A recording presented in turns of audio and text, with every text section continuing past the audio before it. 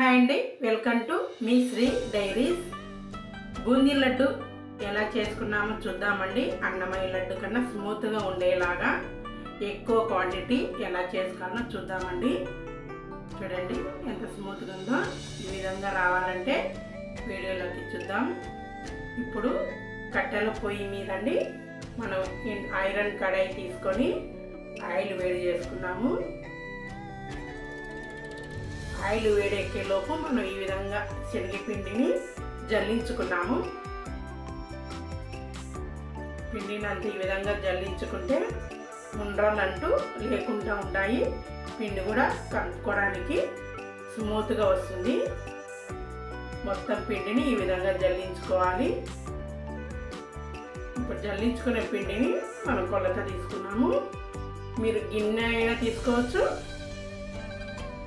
నేను ఇక్కడ పడి తీసుకున్నానండి. ఇది విలేజ్లలో పడి అంటారు కొలత.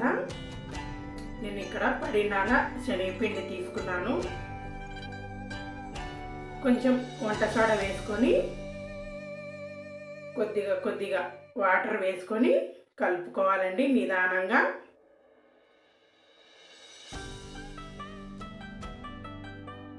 ఈ విధంగా వాటర్ వేసుకొని కలుపుకోవాలి.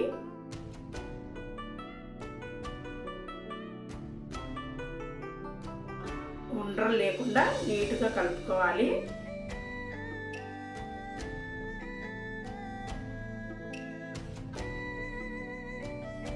చూడండి ఎంత స్మూత్గా వచ్చిందో. ఈ విధంగా కలుపుకోవాలి.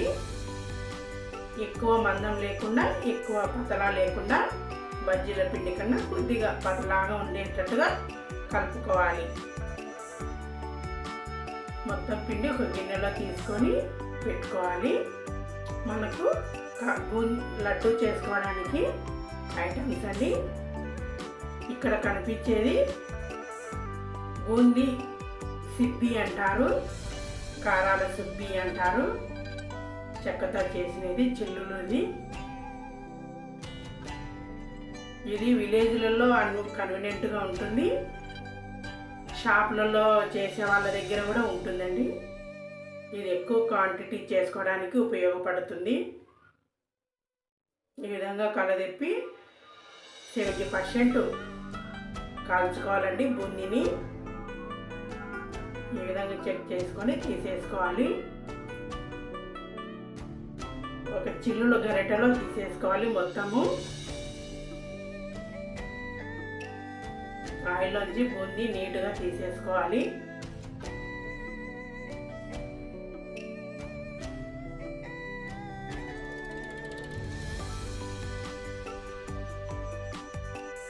ఒక గిన్నెలో వేసుకోవాలి బూందీని మొత్తము.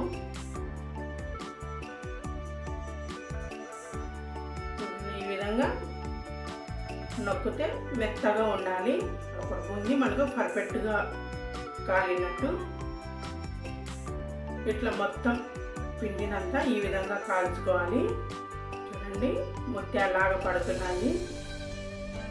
ఈ విధంగా వేసుకోవాలి.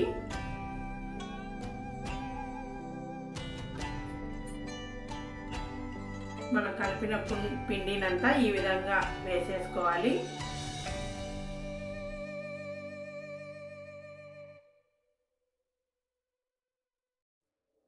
%70 వేగినాక ఈ విధంగా తీసేసుకోవాలి బూందీనంతా.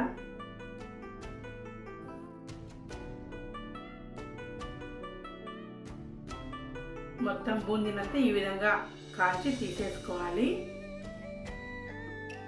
ఇప్పుడు మనం పాకానికి కొలత తీసుకున్నాము. ఇక్కడ నేను ఎంత శనగపిండి తీసుకుంటామో అదే సేమ్ కొలత చక్కెర కూడా తీసుకోవాలి. నేను పడినర శనగపిండి తీసుకున్నా, పడినర చక్కెర తీసుకున్నా సమానంగా. మనం ఏ గిన్నెతో తీసుకుంటే అదే గిన్నెతో చక్కెర తీసుకోవాలి. అప్పుడే స్వీటు బాగుంటుంది. ఇప్పుడు మనం చక్కెర మునిగేంత వరకు వాటర్ వేసుకోవాలి. ఈ విధంగా చక్కెర మునిగేంత వరకు వాటర్ వేసుకోవాలి. గోడంబి వేపుకోవడానికి ఇక్కడ నేను డాల్డా తీసుకున్నాను. ఈ విధంగా గోడంబి వేపుకోవాలి. ఎక్కువ రోస్ట్ కాకుండా మీడియంగా వేపుకోవాలి. ఈ విధంగా తీసేసుకోవాలి. గోడంబిని ఒక ప్లేట్లో వేసుకోవాలి.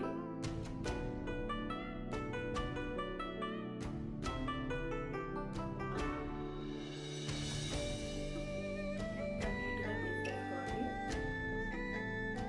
అదే ఆయిల్లో కిస్మిస్ కూడా వేపుకోవాలి.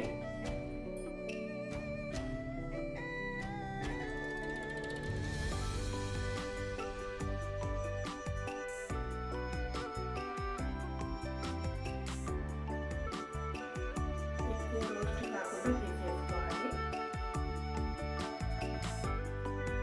ఈ విధంగా మాడకుండా తీసేసుకోవాలి. ఇప్పుడు చక్కెర పాకం పట్టుకున్నాము.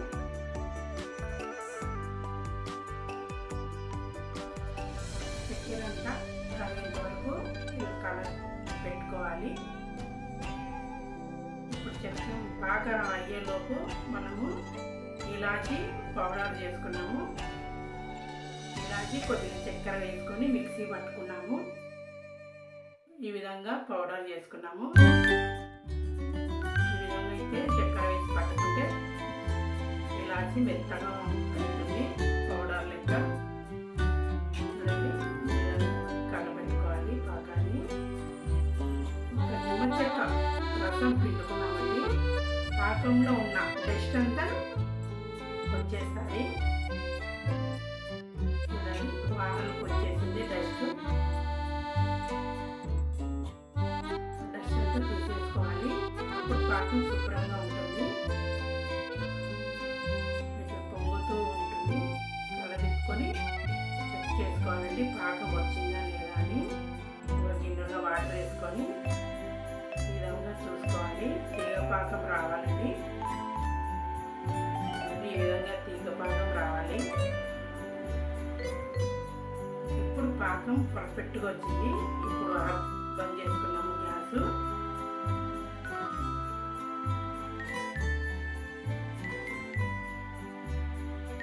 ఇప్పుడు పాకంలో కొద్దిగా బూందీ వేసుకుంటూ ఒక థ్రెడ్ తీసుకొని కలదిప్పుకోవాలి.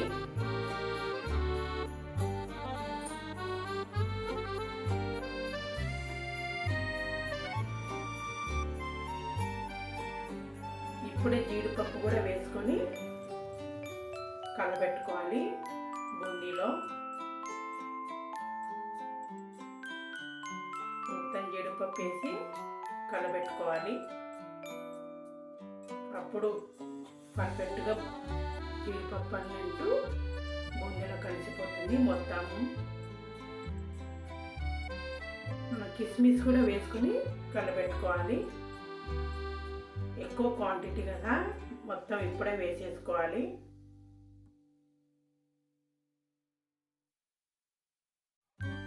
బూందీని అంతా వేసుకొని బాగా కలపెట్టుకోవాలి. ఇలాచీ పౌడర్ కూడా వేసేసుకోవాలి.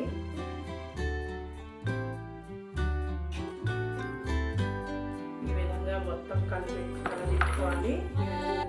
మొత్తం కలిసింది. ఇప్పుడు ఒక ప్లేట్ పెట్టి కొద్దిగా చల్లారిన తర్వాత ముద్దలు పెట్టుకోవాలి. అప్పుడు బూందీ పాకంలో